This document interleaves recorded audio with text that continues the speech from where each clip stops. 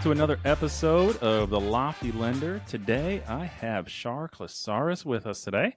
She's a rock star real estate agent who is a mentor to many and always willing to help agents who are either struggling or just starting their business.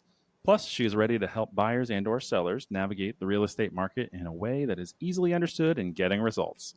Char is very attentive to her buyers and sellers and has even helped with garage sales, helping them move and being there to answer any questions along the way.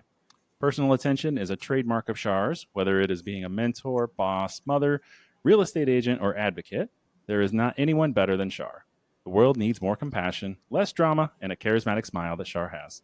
She is blessed to be a part of the Char Klisares real estate team and help with Secret. Welcome to the show, Char. Thank you very much. Thank you very much for having me on here.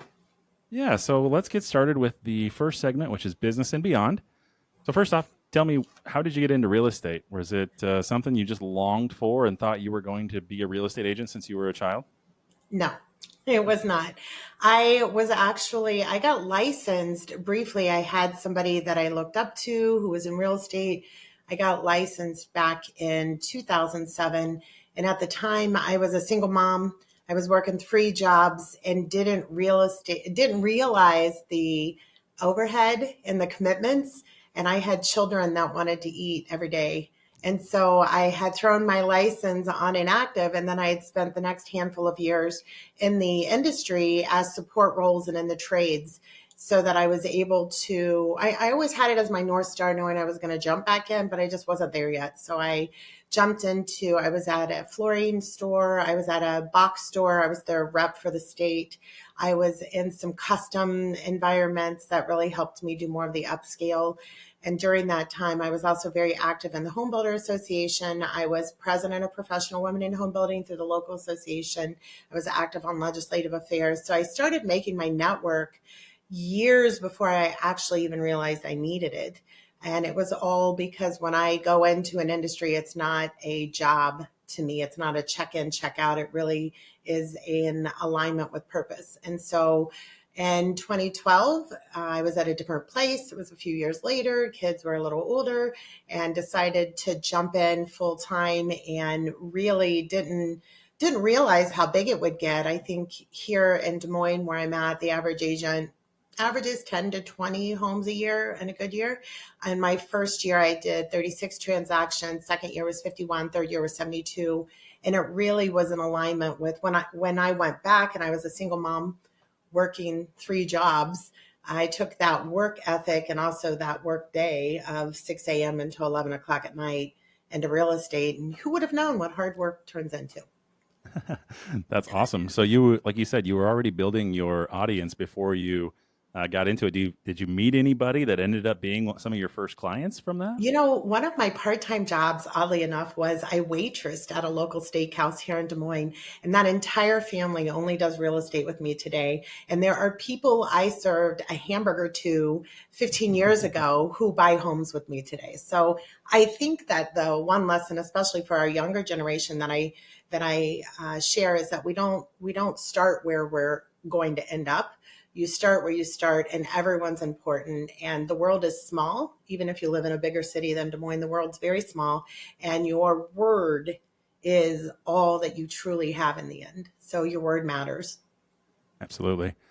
And so, you know, every time I talk to you, I'm always smiling because you make me walk away just feeling better about the world. Good. But I want to get into the little nitty gritty here. So what's hard for you every day? What keeps you up at night? What do you think about that is just driving you nuts? Like what's going on in Char's life these days that drives her nuts? There really isn't a whole lot. I really aim at listening good and showing up. I'm at a much easier place in life. Anybody that has children at home knows all of mine have launched and they're just wonderful human beings. Some are actually in the industry with me now.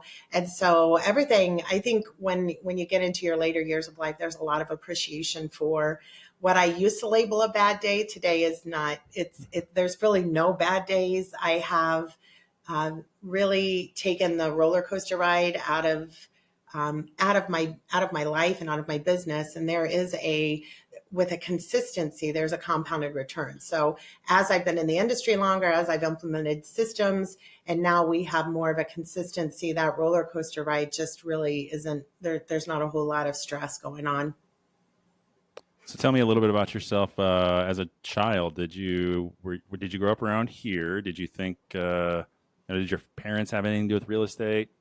Curious. No, I had a very, very non-traditional childhood, and it was in Dayton, Ohio. So it's a little bit over and down, but Yeah. no, it was who I am today and where I'm at is just one of the steps of where I got to where I'm at. There's a lot of connecting of the dots, I think, as I've gotten older, that really helps me be at that place where, usually when somebody needs real estate help, there's a life event that's happened. People don't just wake up because they're bored, and half of them are good, half of them are bad. And having a lot of the experience in my own life that I can draw upon, good and bad, really has helped make me a lot better resource and professional to people that I'm able to help, because there's the listening and the compassion. And a lot of that started in younger years, and to be able to align with a career that now kind of brings it all a lot of purpose, and there's a lot of power with that understanding. You mentioned that your daughter is involved in real estate. You've got family involved in real estate. How did that get started? Did she look up to you and say, "Man, I can't wait to be like mom," or did you bring her to all the showings and she's like, "Oh, I can't wait"? Like, how did that happen? She actually, it was her own coming to reality, but they were always very active in my real estate because they were in their late teens once I jumped in full time. So they were driving me around from appointment to appointment or hosting open houses with me. I have 3 children; they're all grown today. Um, my youngest one is the one who recently got in. She actually went off, got her degree at university, jumped into a career that was very motivated by numbers. And that's not something that really aligned with her. And I think having been around me and seeing what I did, and that it was more than just a clock in, clock out, that there's really a lot of purpose and a lot of helping that we can really at a time when most people truly appreciate you going the extra mile. And even, I don't even want to say the extra mile, just maybe listening a little bit better. That really spoke to her. And so she's jumped in, and in this industry, her last name is different than mine. So it really helps her be able to tap into a resource of great wisdom, but also shine under her own light, because she's just amazing in her own name. Love it. All right, so here's a fun question, and I know you like fun questions, and you're Yes. the perfect person to ask this one. So the president just called, and Oh, they are asking you for some expertise. What expertise do you provide to the president, and what are they calling you about? wow, that's a great question, isn't it? They're probably calling me about. I have a nonprofit that is very near and dear to me, and it really helps people navigate through some of their chaos, probably some of the biggest chaos moments. And so, some of the change that needs to be handled in our justice system and in our legislation concerning anything in domestic nature, domestic abuse, or domestic chaos. I'm a court advocate, so I can go help somebody navigate some of those areas that, if you have never found yourself in that atmosphere before, can be incredibly confusing. And proactively finding ways to partner with the system. I'm not a big finger pointer of fault. I think I'd always raise my children, instead of complaining about something, use your energy to find a better solution. And I have a few ideas that could really partner with our existing structure that could that would get different results in the end. Desmond Tutu is one of my favorite people as an example. And one of his quotes that I'm really fond of is, "Instead of pulling the bodies out of the river, why don't we go up the river and find out what's throwing them in?" And my mentality tends to be that. Let's go back up the stream and find out where we can get to people sooner. So continue telling us a little bit more about your nonprofit. I know this is really important to you, and it's really, it's what I think of when I think of you, right? So Yes, tell us a I little more. appreciate that. So my nonprofit's the Secret Foundation, and it came out of just a really hectic, horrible, tragic Lifetime movie moment in my life that really brought today, it brings a lot of peace. This is about 8 years ago. I had found myself in those same situations where I had found myself in the middle of some chaos, and there really wasn't any resource out there that would help me. And some of there are resources out there, but maybe you have to lose everything before they would be available to you. And I was really trying to find some resources that didn't require that. And so in hindsight, I got through it all. In the end, it's a beautiful story of truly walking in faith and being anchored before you need it, so that when a storm comes, you can get through it. And then going back and creating that change, because I gained quite a bit of insight of where the gaps were in the system. And so I am a court advocate. I also have a shelter that will I have room to house two. It could be two families. I've had a woman with two children in one room and a woman with one children in the other room. I've had one mom with three kids. And so just housing them through transition and chaos and getting them in a way that really respects where they're at. It's actually in my home, so it is here with me. So it becomes a resource that I'm here every day if they need me. I can help with some conversations. I can help make sense of things. I can recommend some books, some programs, some resources here in Des Moines. And then the success is when they launched. I actually just had one launch last week. She'd been here since February. And to just get through a moment and remind people that this truly is it's just a moment, and the whole purpose of everything that's going on, and that everyone has great purpose. And so with that every single time somebody stays here or I'm helping somebody and they'll ask me, why are you doing this? And I'm thinking, I think the better question is, why aren't more people maybe doing this for no strings attached? And I've been blessed with a lot of success in my real estate business, and that's what feeds into the nonprofit. So it's wonderful. I don't know if you drink alcohol, but I just now seeing the inside of your home, I'm thinking that you help these women because you just want to have a girls' night and you want to sit on the couch and drink wine and talk about your feelings. Yes, absolutely. And then sitting back and watching, I recently had the people I help, I call Jane Goes and John Goes, because I want to respect their privacy. It's their story to tell when they're ready, but I'm able to share details of their stories and still respecting their privacy. And so one of the Jane Goes that I recently helped about 4 years ago bought a house this last year. And so these are really things that I didn't expect to get a front row seat to, and being able to celebrate, because I'm coming in and helping somebody almost like a fireman comes in the middle of this horrible time and everything's burning and it feels like it's collapsing in your life. And then to sit back and watch this it's just truly wonderful. So you're like a grandma to a lot of kids, is what you're saying. I am. And I will take it every single day, and I get to hold them. If they stay in my house, I get to hold them and love them. And then if they're born after they leave, I still get to hold them and hug them. Yes. That's awesome. Yes. Well, thanks for sharing that. Welcome. Next, I'd like to get into the quick pick section, just learn a little bit more about you. Okay. So this is just answer the first thing that comes to mind. And if you want to expand upon it, you're welcome to. Otherwise, we'll just keep moving right along. Okay. First up, we got reading a book or watching a movie. Reading a book. Cooking at home or dining out? I don't cook. I dine out. That's too bad. I cook Concert. bacon. Oh, okay. That's true. You did say your house smells like Yes, bacon. I did. So do the Jane Goes, do they help you with cooking? Like if you don't cook, do they just get used to eating out all the time? No, they can use the kitchen. I do have a kitchen. It's fully functional. It's very nice. And if they have little ones, they'll be cooking for their little ones and stuff. I just take care of myself. It's very sweet because they'll offer from time to time. Yeah. Concert or theater show? Concert. Road trip or flying? Flying. Was that different as your kids were younger? Absolutely, because I didn't have any money, so we had to go in the car. Now we have a little bit more money, so we're going to go farther away. City skyline or countryside view? Both. Depends on the mood. If I want to be alone, I'm going to go out to the country. Fixer upper or move in ready? Move in ready. New construction or historic homes? New construction. New York City or Las Vegas? New York City. Why? There's more to see. There's more history. I'm a history buff, and so I would go and visit all the museums and all the things that are to see. Vegas wasn't built on winners.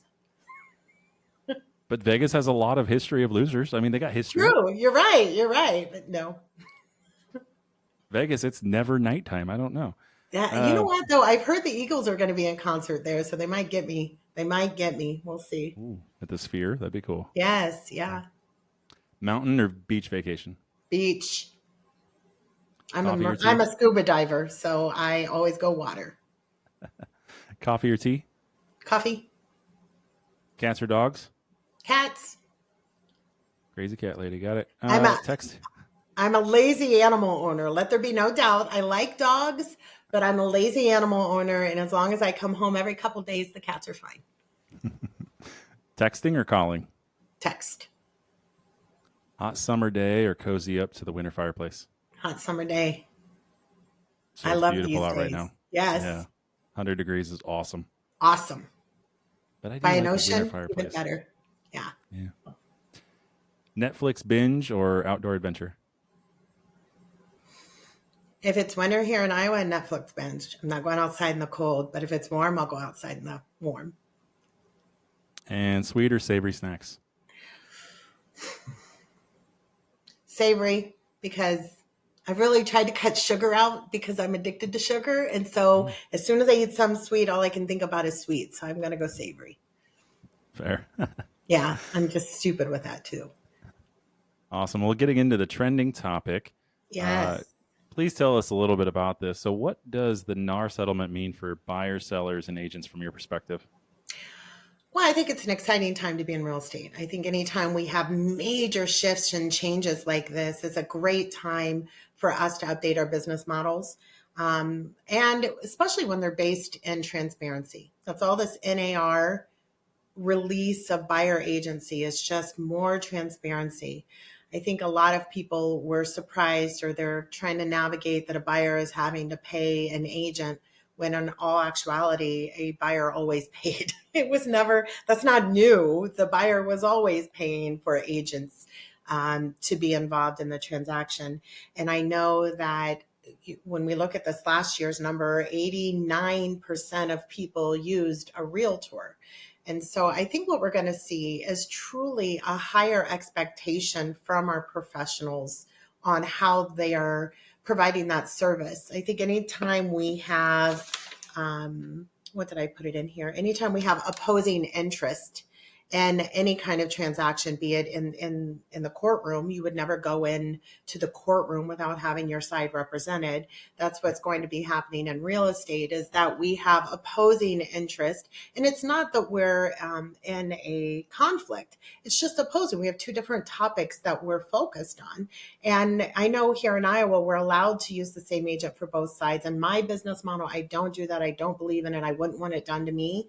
And so I think that we're going to have a higher expectation from our buyers' agents on what service they're offering. And I like to remind people that this is usually your most expensive investment that you're having. So to just cold call and let somebody who hasn't come referred or is not a very smart thing to happen. And so we're going to see more of that leaning into some wisdom or some seasoned agents to make sure they're guiding you. I know I've got some numbers here that I just shared it before we got on this podcast with you, that 10% of buyers in the market right now are actually born outside the United States and their primary language is not English.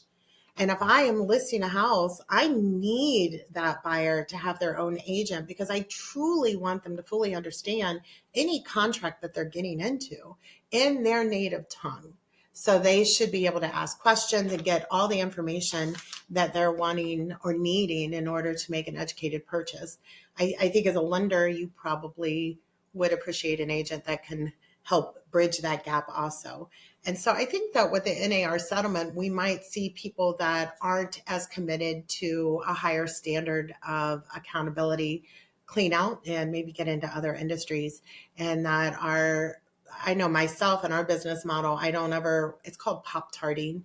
where you just take a call and you go meet somebody and you start showing them. It's not very responsible. And I know as of July 1st here in Iowa, we have a higher standard of a signed agency agreement before you ever open a door. And I think that's good, because as a listing agent, I want to know that that buyer knows that buyer's agent knows that buyer, and that they've had some conversations about how this process works. Love it. Yeah. And it's a totally different perspective. I mean, you're coming at it from the listing agent's perspective, right? You've done a lot of listings over the years, and I think I look at you and I know that you really enjoy focusing on the listings. You have a lot of buyer's agents you work with just to help with some of those new leads that are new to you. You've talked about that before. Yes. So, understanding your perspective, a lot of times I'm talking to agents that are taking those Zillow calls, and they're kind of nervous and scared about what that's going to look like from their perspective, because they're just not used to that. And so I love the differing perspective there. Yes. Well, and I think especially when we make the correct pick the first time, you don't have to go back and do things over. And what I mean by that is knowing that our first home, while it may not be our last home, or it may not even be that higher dollar amount, it is the most important purchase in the process of buying homes, because when you have somebody who goes through the process correctly, sits down, does a buyer needs analysis, if you will, connects with the lender before they've ever visited a home to see if they qualify for some programs that might be out there that they didn't know that they qualified for, right? That when we do it in the right order and we get somebody safely to the other side, that really is setting them up for success down the road. I also saw that 5%, the top 5% here in America are millionaires. 90% of millionaires own real estate. And so while we're starting with that starter home, there's no telling how many homes this person might buy. And so really building that relationship, I heard it said before, once you expand someone's head with knowledge, it can never go back to what it was before.